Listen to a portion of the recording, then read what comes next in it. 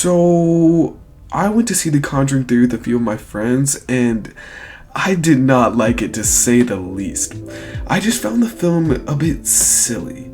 Now, this is the opposite of what a horror film wants to be, but I found that a lot of horror films in the modern day leave me laughing during the moments that are supposed to be scary.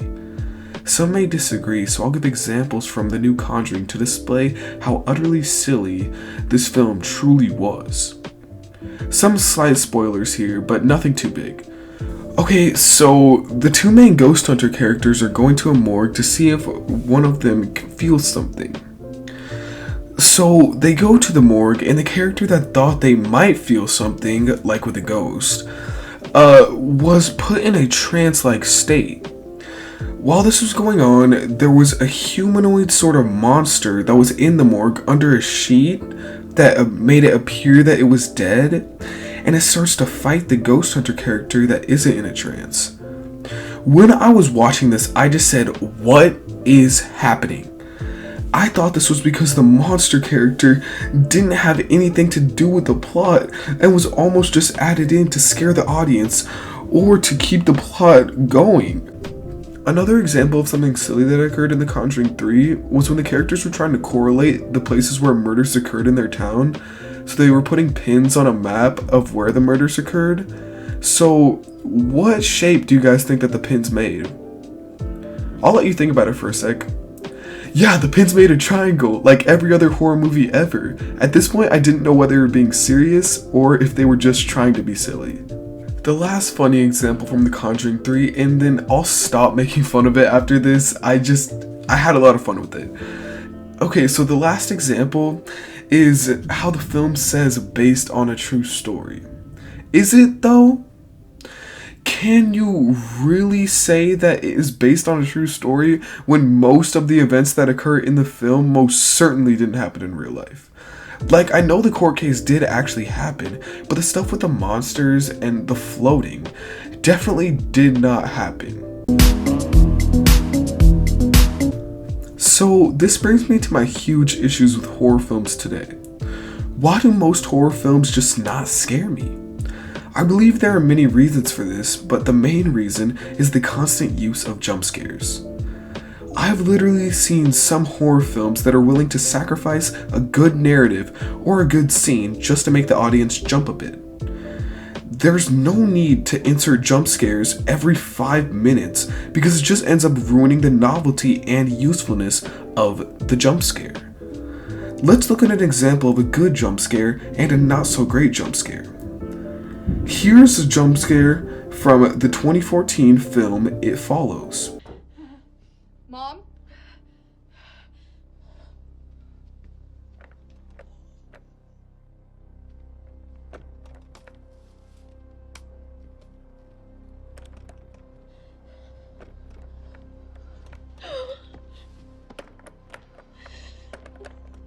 Mom, is that you? No, it's me. Yara? Yeah. Don't open the door! See? Everything's okay.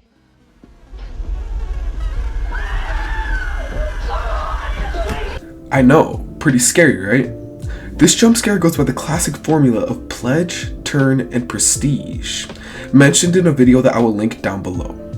The audience thinks a jump scare is coming and lets their guard down when they see that it's just their mother, but then bang! Huge jump scare strikes fear into the audience. Now I'll use an example of a useless jump scare from The Conjuring 3. Can you tell why this one is bad? It's bad because it serves no purpose. It's just to make the audience not bored with the film. There were also a few jump scares before that, making that jump scare even more useless and not needed in that moment. If modern horror films would simply use either no jump scares or just less jump scares and focus more on narrative, then they would be so much better. I feel like a lot of horror films in the modern day have a lot of the same characteristics, especially when it comes to villains. This is due to the horror genre's reliance on tropes. I believe that the best horror films of the modern day have a villain that is a group of people or an environment, rather than just one person or entity. For example, a few horror films that have used a group of people or an environment as the villain are Jordan Peele's Get Out, Ari Aster's Midsummer and Hereditary, and also Robert Eggers' film The Lighthouse. Obviously, these films have been the most successful horror films over the past 5 years, and this is because they strayed away from the constant tropes of ghost hunters or a mythical entity that is causing harm. Now, I'm not saying that one or two tropes in a horror film make the film automatically bad. There are still good slasher films even though that trope is somewhat played out.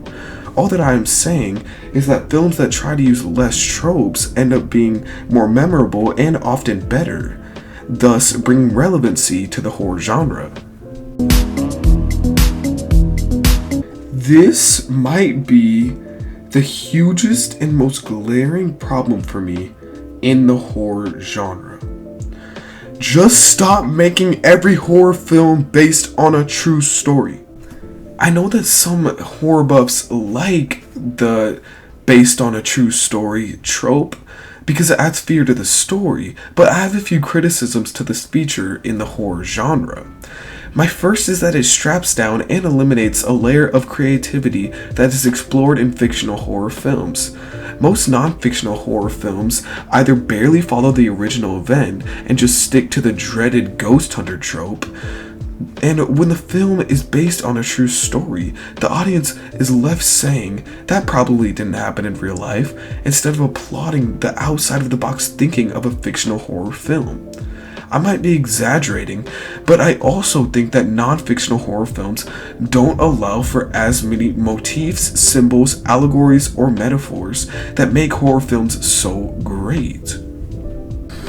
Yes, these great elements of film can be utilized in non-fiction or based on true story horror films, but I have noticed that they aren't utilized as well. In Alex Garland's 2018 horror film Annihilation, he uses a fictional setting where characters have to enter an area called the Shimmer to explore its tendencies and safety. Alex Garland is able to use this environment as an allegory for humans' constant change in personality and features. This film is obviously one of the best fictional horror films, but it displays how when a director is able to use his or her full creative capabilities without being strapped down to based on a true story, they can make incredible horror films that can not only scare us, but also make us contemplate important and vital parts of our lives. Now, I don't think that this is as much of a how can the horror genre be saved, but it is more of a who can save it situation. And I think there are 3 directors specifically who can save the genre through a sort of horror renaissance. These directors are Robert Eggers, Jordan Peele, and Ari Aster. If these directors continue to do what they are doing, they will set a new tone throughout the horror genre. They can invigorate it with new creativity and create a new wave of non-formulaic horror films. It currently appears that Robert Eggers has 2 upcoming films, and Aster and Peele both have 1. So horror fans can be on the edge of their seats and salivating at the upcoming releases. So, do I think the horror genre has hope? Yes, if they play their cards right. If formulaic and cheap rip-off horror films like The Conjuring 3 continue coming out, then the future looks very bleak. But if newer horror films that are more creative and don't follow tropes come out and are more successful, then the lower creativity horror films, maybe film studios will take notice. So all I can ask is to go out and watch horror films that are trying to do something special and attempting to be different. It will help the genre and the film community as a whole. So guys, thanks for watching, and you guys should like and subscribe if you liked this video, and you can follow me on Letterboxd at DJH12, and thank you for watching. See ya.